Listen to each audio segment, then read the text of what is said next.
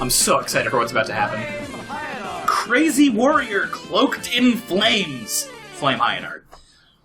So, normally I would save him for last, but I was doing the armor capsule run, and this fight is going to go very differently than it does in the regular version. So you're going to get two very different, distinct versions of this fight. Not even because of the order I do it in, just like you'll see when I get there in both instances. We're at the lava factory right now. Yeah, producing energy from all that lava, except, you know, lava factory implies you're making lava, which, great. God, so, those Guardian enemies really feel like they belong in Mega Man Classic. what, these guys? Yes. I can kind of see it. They're called, like, Yellow Guardian, Purple Guardian. I don't like them in this. Their aesthetic does not match. So, you saw it in the montage, but that one will walk into one of the rescue Reploids, and it sucks. Also, you get knocked down, but only sometimes, and I'm not really sure which enemies you can do it to. Might just be that one. I have no idea. For this instance, just use the over-penetration to attack you down there. It's really easy. So, everybody's like, you need Axel to get him, but you can glide armor across, so good stuff, good order, doing it well. This whole stage's gimmick, like we were talking about in the beginning, is the time bombs, which makes collecting some of the in-danger Reploids really, really difficult, because a lot of them in this opening area are in immediate danger, which you are going to see. Like, this dude down there, you need to fucking go for him. Like, do not stop, do not fucking stop. Do not get hit. You will fucking lose. Yeah, like, if that thing hits you, so these Jetsons motherfuckers will constantly provide that knockdown that we were talking about, and if you fall down even once in this instance, you are too late. He is already dead. That's just it. And switching quickly, yeah, like right there I could have been fucked because of that placement. And like, you won't know where it is because you need to get close to it to see what position it's in to start. Right. And the moment you can see it, those time bombs are armed. So it's like, you just kind of have to hope. And the only reason... I think they actually have a timer as soon as they're on screen, or like as soon as they spawn. Basically, yeah. It's not when you get close to them. Yeah, and when, yeah, so like that.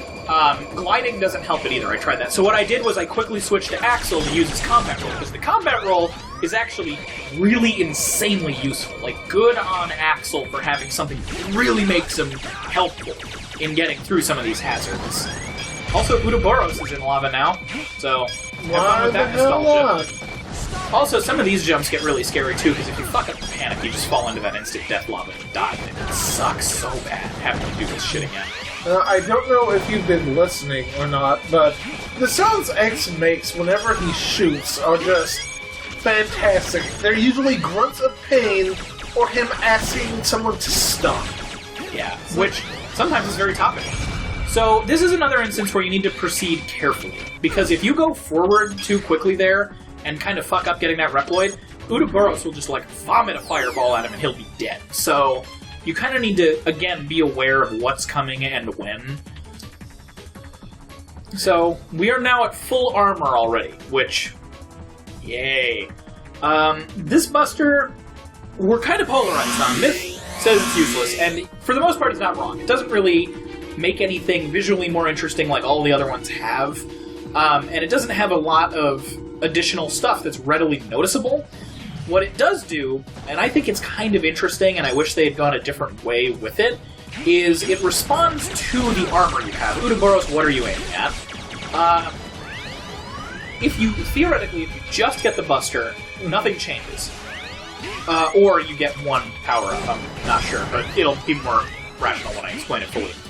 When you have all 4 armor pieces, or when you have individual components, you shoot your normal charged Buster. Doesn't look any different. Might be maybe a little bit more damaging. We didn't check, don't know. In addition to that, which I think you'll actually see a couple times in this area, because now we're in 3D, it's really hard to see it in 2D, there will be up to either 3 or 4, I think 4, 1 per armor part, additional Buster shots. This part. Okay, so this is the only spot where I died. Welcome. Because when you get hit, those will knock you into that lava. They just will. It, like, almost doesn't matter which way you're facing, because it's just the wall you're up against. And unless you're getting him as Axel and you combat roll out of it, you're basically guaranteed to get hit. And it's honestly a miracle that I got the rescue Reploid just then, because there were instances where I tried doing that where it threw me over. Mm-hmm. But anyway, so the overcharged Buster now has a cluster of smaller standard Buster shots with it. You kind of saw them there. And it looks like it's 3, so the Buster doesn't give you 1. It's the other armor parts, because they'll go up. I did this in a different order last time, and I had less until I equipped more of the glide armor. And what they will do is, once the Buster impacts, they'll home in on other stuff. So if you get a kill, they'll spread out and home in on, like, the bats and stuff. There's another really cool shit. Yeah, like the Met. Yeah, the Met can pop up while you're trying to deal with the Uroboros and kill him. If you're not aware that he's there, and since he's behind the rescue Reploid, you might not see him. So, a lot of these rescues are just like run straight at them, just get them right away. But yeah, so you saw one bent off that way. So basically it's supposed to be like, you hit your main target, and then it does that thing that I was suggesting for Snipe Anteater, where it like focuses on other danger too. The shots aren't weak, but they don't really provide enough to be extra helpful, so it's almost a good Buster, but it's not. And that's basically all I have to say. And you charge special weapons, obviously.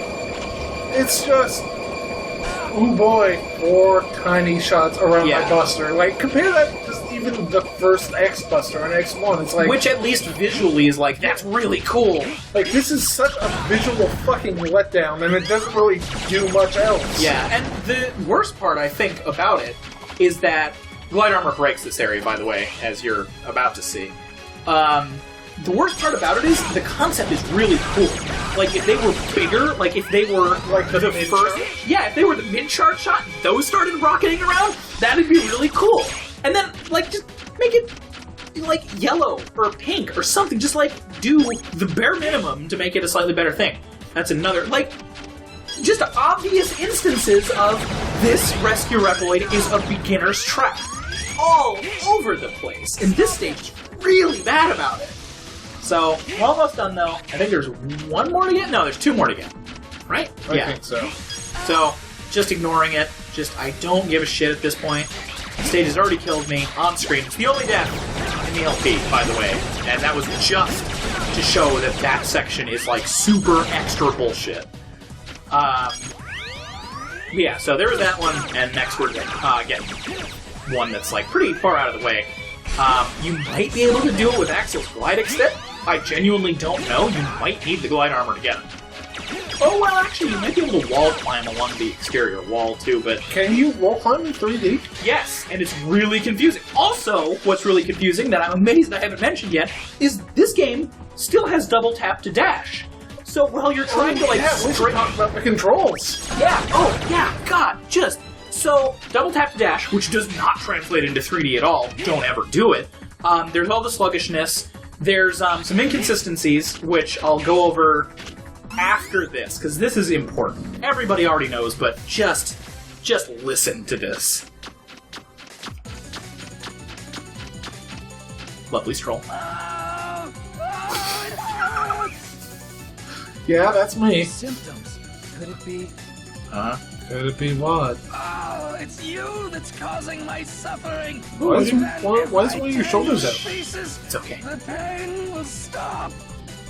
Wait, I don't want to lose any more. Not even an enemy. Okay, so that underwhelming bullshit was like, is this a Maverick instance? Also, look at this goddamn arena and just try to process without me explaining to you what the fuck is going on. And listen. Okay, that's already enough of that. So, Flame Hyenard, A, is based around a pack of hyenas. He'll make 2 clones. Those 2 down there, you can fight them all you want. They won't damage him at all. You need to fight the real one, who's on top of this giant mechanical bull. Fucking skybox! You need to shoot the mechanical bull in the ankles with no visible feedback whatsoever on whether or not you're doing the right thing to get it to stop. So you can wall climb up it, so you can get up the back of this giant artillery emplacement, so that you can stand on the base of the bull's neck, so that you can stun lock the real Hyenard and just kill him. Just all of this. I'm so mad at this game, and this is the embodiment of how terrible it is. And again, you're going to get a completely different flavor of this in the irregular version. So if you watch any irregular video, make it this one, because it's really important. Anyway, controls. So, some of the, like the wall climbing, actually was exemplified climbing the bull. Because in 3D, sometimes the camera does whatever it wants. So, I was wall climbing with it right in front of me, front and center on the camera, and then when I got to the top, the camera snapped 90 degrees to focus down the bull's neck, and because I was still in wall climbing mode and moving forward, I almost kept moving forward, quote-unquote, right off the bull into the instant death lava arena, because the camera changed. It's like, clearly this didn't translate well, and then that's just constant. Like, if you're trying to move the camera, or if it changes while you're trying to wall climb in 3D, good luck with that. It's terrible.